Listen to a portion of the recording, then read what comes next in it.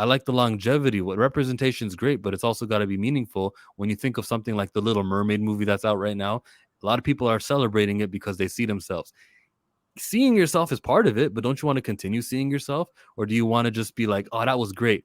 We had a black version of Ariel. And then 30 years from now, when they do the remakes of the remakes, they'll go white again for Ariel again. I need it to be long term, because if we have the race swaps, 100 years from now, we're going to say, where are all the black characters? And we'll be like, well, we were too content with hiring black actors to play white characters. So we don't have black characters in pop. We have Fantastic Four, which had Jessica Alba in the first iteration, right? All right, but Invisible Woman was white when they rebooted. But don't worry, that reboot had Michael B. Jordan. He was playing the Fantastic. Yeah.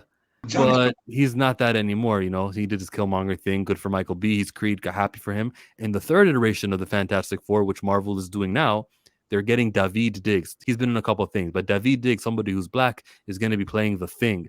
But the Human Torch is going to return to being a white cast. And I'm looking at that like, all of you. What's a less insulting word? All of you, I don't know, brain dead people who are asleep at the wheel were too busy celebrating. Looks like me. I see one.